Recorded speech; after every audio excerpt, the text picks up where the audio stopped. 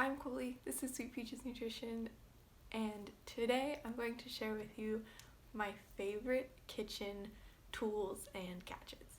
Because while you can definitely waste a ton of money on like kitchen gadgets and things that aren't really necessary, there are definitely a couple places that you want to invest in good quality tools because they make your job so much easier. If you're beginning to cook and you're struggling with like fighting your tools and things are just not really working out for you, some of it is probably a technique you need to learn, but honestly, if you're working with like really low quality tools, they're gonna make your life more difficult. So I want to talk about the best places to invest your money on good quality tools that will last you a long time and make your job easier, and other places where you can kind of cut corners, save some money, and work with lower quality tools or something you might not even really need.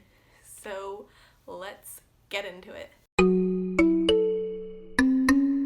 The first tool that will make a world of difference is a sharp knife. So I keep mine in a little plastic guard in the drawer so that nobody gets hurt on it, but having a sharp knife and also one that is of a decent quality that can be resharpened will make your life so much easier. So I guess a bit of a disclaimer is that I used to work for, who knows anymore, way back before there was a pandemic. I used to work at Sur La Table, which is a cooking store. I worked in the culinary department, helping out with cooking classes. So a lot of these products I learned about there, but I've seen them in action and I liked some of them so much that I bought them myself. So I have seen the beating these tools can take, and they are pretty good quality. So anyway, back to the knife. A sharp knife is much safer than a dull knife. And I know that might sound like counterintuitive, especially if you're new in the kitchen and you feel a little uncomfortable with a knife. You might think that like, oh, if I had a brand new sharp knife, I'm going to slice right through my finger. But the thing is that if you're working with a dull knife, you have to apply a lot more pressure and you kind of have to like hack through your food. And so if you're pushing down a lot harder on your knife and it slips, you're going to hurt yourself a lot more than if you just kind of nick your finger with a sharp knife. And also, when the blade is sharper and you do cut yourself, it hurts less. So I have a global knife, which is an Asian style knife. It runs about $80, I think. This one is a rocking Santoku knife. So the Santoku part is these little ridges in the knife that are supposed to kind of help with food sticking to the knife. I don't know how true that is. It's just kind of the knife I've had. And this one is about 7 inches, I think. Chef's knives tend to run about 8 inches, but you can get a shorter or longer knife kind of depending on what you're doing in your hand size. I really like this one because it's really like streamlined and petite and it fits really nice in my hand. Some knives are like bigger and bulkier, and I don't know, you can work with them just fine, but I just prefer this streamlined design. And just a little bit of knife safety while we're talking really quick. This is how you want to hold your knife. You want to find the point where the blade and the handle come together. Mine is one piece of fused metal, but sometimes it's a lot clearer. And you pinch there, and then you wrap the rest of your fingers around it. And that is the safest way to hold a knife, in conjunction with a bear claw, where your fingers are curved under, and you can use your knuckles as a guide, and you're not going to take any fingertips off. And it's much easier to grow back some knuckle skin than fingertips. So definitely recommend looking for a knife that's a little better than like the cheap packs you buy at the store, because this can be resharpened and has a much longer life, and ultimately I think you'll probably end up even or saving money in the long run because this will last you much longer and it can be sharpened. So definitely recommend some sort of sharp knife. Now, to go along with that, where are you going to cut, you might ask? So the next most important tool, in my opinion, is a good cutting board. So obviously you need a place to cut with your nice new sharp knife, And I highly recommend a cutting board that has grips on it so you don't have to fight your cutting board. So this one has a nice grip. It's not going anywhere when I'm cutting. But if you have a cutting board you really like and it doesn't have grips on it, there are a couple tricks you can do. You can get some of that grippy fabric that's kind of like plasticky and put it underneath your cutting board, or you can even put a wet cloth or a wet paper towel underneath and that'll help it from sliding around a little bit. The next thing you want to look for is the material that your cutting board is made of. So this brand is Epicurean. I'll link everything I talk about below if you're curious. And it is made of a wood paper composite material that is non-porous. So for me, it's really important that my cutting boards are non-porous, just because then things aren't getting stuck in there. For me, my main concern is gluten, so I don't use things like wooden spoons and stuff to try to avoid cross-contamination as much as possible. But also for cooking, like if you're using one cutting board for like meat and vegetables, even if you're washing it between a porous material, things are gonna kind of seep in there. So I highly recommend a non-porous material. And this one is super sturdy and it's supposed to be good for cutting on. Like it's not supposed to dull your knife as much. Whether that's true or not, I don't know. But I really like this brand because it is a more sustainable option. And these things last for freaking ever. I have seen the wear and tear they can take of like multiple dishwashes a day for like, I think the ones at our store are like 5 years old and they're still going strong. So I definitely know this has longevity in it and it is dishwasher safe. I very rarely buy things that are not dishwasher safe, but that being said, 90% of the time I just hand wash it after I chop vegetables on it or whatever, so that it'll have an even longer life. So this combo sets you up for cutting everything in a safe and effective way. Okay, so going along with like the cutting board prep setup, the third piece of this trinity is a bench scraper. So this is a baking tool that is used for like cutting dough as well as cleaning up, which is super useful. But it can also be really great when you're chopping and prepping things because you can use it to scoop up the things that you've chopped. So one, this will save your knife from getting dragged on the board. Two, it's less dangerous because you're not, you know, directing a blade at your hand. And it's really great like if you work in a space where you don't have prep space right next to like your stove, you know, if you kind of have to like turn around, then you can scoop everything up and then like dump it in your pan. So this is really convenient, not only for bakers but also cooking, but also if you do stuff with like dough and like kneading and rolling stuff out where you have to flour your surface. I'm sure you know it can be a giant pain in the butt to clean up, and this is amazing. You just grab a bowl and you scrape all of your extra flour off the countertop, and it's so much easier to clean up than like before I was just doing like wet paper towel, and then you just kind of like make a nice floury paste all over your countertop. You need one of these. They are definitely the way to go. So that's like my prep setup. I can chop stuff and then scoop it up and either put it into the pan or set it aside for later. And I think that that is a really helpful setup if you struggle with prepping. Next on our list are silicone baking sheets. So the like common brand name ones are called Silpats. This is like a off-brand one, but they all work the same. It's a silicone mat that you put on your baking sheets instead of using like parchment paper, so it's a nice reusable option, and it helps things not stick and sometimes can provide more like even cooking and even browning of things.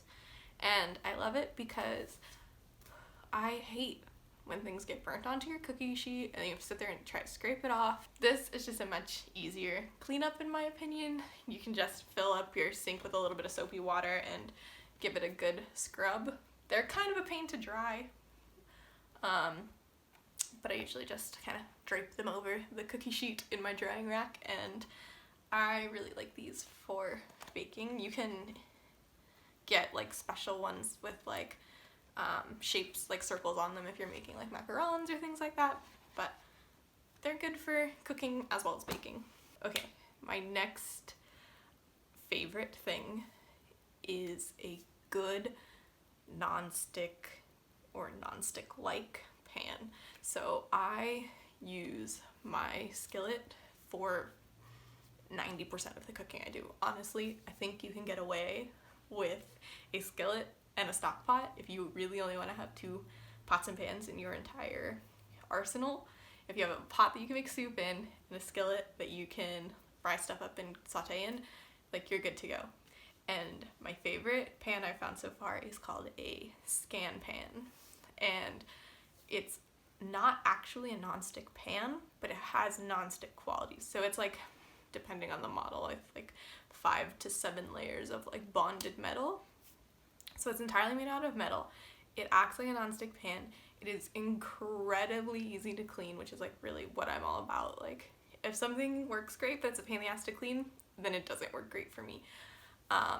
Again, they're dishwasher safe, but I just hand wash mine unless it's really gnarly because I want to try to prolong its life as much as possible. So I love the scan pan because you don't have to worry about scratching it in the same way you do with a non-stick pan. You can use metal utensils in it, so you can like whisk and stuff in it and not have to worry about the tools you're using. And it cleans up so easy. Like, you think you have made a giant mess in this pan and you just give it a nice good scrub and it comes out looking clean. The downside is that it is a little heavy, so if you get a bigger size skillet, it might be a little heavier, but it's, for me, you know, I've gotten used to it to some extent, and it's super easy to clean, it's oven safe, so you can go from the stove top into the oven, and it's well worth the money in my opinion, because before that we were buying kind of like mid-range non-stick pans, and every 6 months or so we'd have to buy a new one because it would get scratched and damaged just from daily use, and then it wouldn't be non-stick anymore.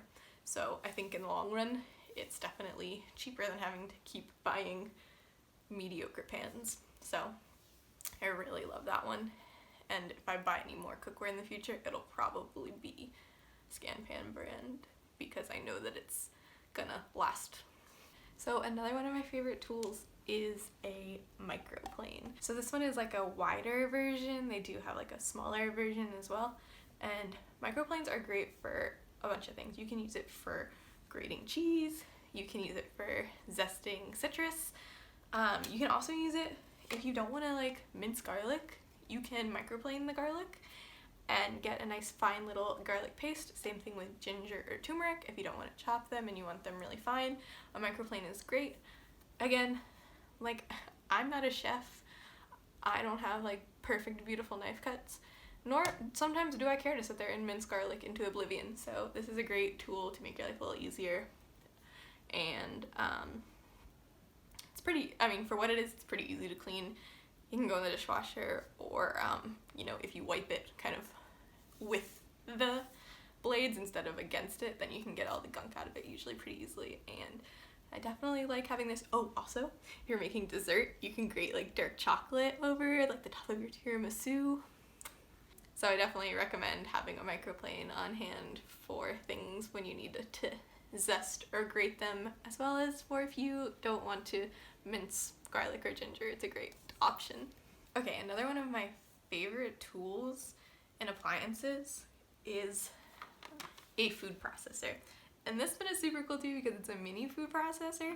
So I love this one for either if you're cooking for one, it works great because you don't need a lot of big appliances, and also, you know, if you have a big food processor and you're making one serving, then everything just kind of like spreads out to the side and doesn't actually blend. So this is great for that, or just a little bit of prep. Honestly, let me tell you, if you hate chopping onions, you don't have to if you have a food processor, right?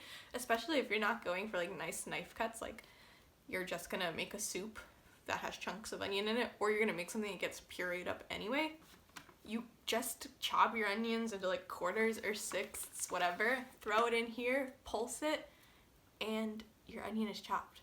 I think that food processors are a great tool for people who don't like chopping stuff because, you know, for your average home cook, it doesn't matter what your knife cuts look like. You just want things to be roughly even so that they cook evenly. So food processor is a great tool. Another thing that this is great for is making like sauces. It has this port in the top where you can pour oil in. So like you can make a pesto in here super easy, pulse up all your ingredients, and then you can slowly pour in the oil as you pulse it to emulsify it, and you can make like mayo, aiolis, pesto. It's really handy. You know, this one, like I said, is great for small prep or for if you live alone or you're only making one serving of things. You can also get a bigger food processor, which I mostly use mine now for making biscuits or other doughs where you need to like incorporate the butter into the dough kind of in chunks. So that's why I love a food processor. Okay, now I'm going to tell you about my favorite blender. It is my favorite appliance I own. It was worth every penny, and I'm sure you've heard this from other places, but a Vitamix blender will change your life. So they do run about like $300 to $500 depending on the model and the like sale or whatever. I think I got mine from Costco on a Black Friday sale, which was kind of the lowest price I had ever seen, but they are worth every penny. I like, seriously, that was like the best thing I ever got, my Christmas present that year, and I was just like, my baby. They work so well. Having a high-speed blender is so much different than like a mid-range or low-range blender. Honestly, a cheap blender is kind of useless in my opinion. A cheap food processor works pretty well, and a cheap food processor is great to have on hand, but a cheap blender doesn't really do much in my opinion. It's worth investing your money into a high-speed blender, especially if you like smoothies and if you want to make like nut-based things like nut butters, nut milks, or like cashew cream or things like that, where you really need the power to fully blend up things. So in the past, I had tried to make like spinach smoothies and stuff like that, and they were nasty. I was like, I don't understand why people like these. You get chunks of spinach stuck in your teeth. They're really gritty and just like not appealing. And then when I got my Vitamix and I tried again, it was amazing. It was delicious. You just blend up your spinach into it and you don't get any little chunks. It fully incorporates and you barely even taste it. So if you like smoothies, it's definitely worth your money. Another great thing that the Vitamix can do is it can handle blending up nuts and you don't even have to soak them. So often recipes that involve things like that will say to soak your nuts maybe even overnight and then drain off the water and then blend them, but you don't have to do that with the Vitamix. I love making like cashew cream, cashew cheese, whatever you want to call it, you know, or my like nutritional yeast dressing that I've posted. Those things work so well in the blender. You just turn it up all the way and it makes a nice smooth sauce. My only thing is that I have the low profile model, which is really nice because it fits under your countertops. But I would say if I got a new one, I would get the like taller, skinnier carafe one versus the short, fat carafe, because I do find if you're only making small portions of things, it can be hard to blend stuff. So basically the blender works by creating a vortex and like sucking the things down towards the blade and then chopping them up. And if you're only making a little bit of stuff in the low profile model, everything just kind of like spreads out to the side and the blade will just spin and it doesn't really like catch. Versus in the tall skinny version, which I've also used other places, I've never seen that happen. So that would be my only thing. You have to figure out where to store it because it won't fit under your countertop, but I definitely think it would work better from my experience. Okay, and then my final favorite kitchen tool that I will say is not for everyone. It's not for the basic beginner home chef who's just starting out, but if you find yourself in the kitchen more and more, a stand mixer will change your life. So I love my KitchenAid mixer. Really, I've realized through this whole thing that I really just love KitchenAid. I think they're really good quality stuff, but seriously, a KitchenAid mixer is so amazing. Like, you don't realize how much you need it until you have it, kind of thing. It makes baking and making any sort of like dough or, you know, batter so much easier because you can walk away from it. It's like, you know, A hand mixer is really great too. Gets the job done, but it can be really tiring when you have to do something for like 7 minutes with the hand mixer. But if you are starting to get into things and you're starting to bake more, if you can invest in a mixer, it'll make a big difference. I definitely like do a lot more baking and stuff now, because honestly now the hardest part is just like weighing out the ingredients, like, and that's not that hard. Once everything's in there and you turn it on, you let it go, you can just start doing other things and just peek over and be like, okay, it's almost there, okay, it's done. And also the cleanup is really easy as well. I think most of the parts are dishwasher safe. I think maybe the whisk isn't. I don't remember off the top of my head. Again, I mostly hand wash things, but a lot of it's dishwasher safe. It's really easy to clean. The attachments are made super easy, like all in one piece, so there's not a lot of like nooks and crannies for stuff to get stuck in, which, like I said, cleanup is a major factor in my decision to buy something. And also, I haven't explored into the realm of attachments very much because they are also really expensive, but KitchenAid makes a bunch of attachments that are compatible from all their mixers. And so then you don't have to buy like as many different like appliances, because they all work using the KitchenAid as the motor. So like you can get pasta rollers and make your own pasta. They have like meat grinders and stuff like that. You can get an ice cream attachment, which is super cool. It has its own like frozen bowl that clicks, and it has like a frozen bowl that clicks into the mixer and a paddle, and you can make ice cream in your mixer. It's really cool. Again, definitely an investment, and definitely not something that is necessary for like a beginner over like a knife and a cutting board. But if you're spending a lot of time in the kitchen and you're starting to explore more with like making doughs and batters, if you want to make whipped cream, oh my god, it's amazing. You just turn it on, walk away, and you come back and you have whipped cream. Like, it definitely, the money you spend will definitely save you a bunch of time and make baking and cooking easier. And so those are my favorite kitchen tools and gadgets. I think that you can get away with only having a few basic things to really accomplish most of what you want to make.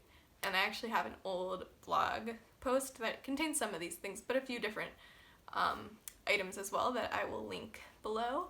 And then I talk about some more of my more fancier gadgets as well, including like my mixer and my blender, that I can also link below if you're curious. I really don't think that you need one little gadget to do every little task. I much more appreciate things like a food processor or a blender that can accomplish several things at once, because who has space for 50 billion gadgets? Like, I need something that is going to accomplish a lot for me, and it has to be worth its, like, you know, it has to be useful if it's going to take up space in my kitchen. So I hope you found that useful. Let me know what your favorite kitchen tool or gadget is. Did I leave anything important out? So thanks so much for watching. I will see you guys in the next video. Bye!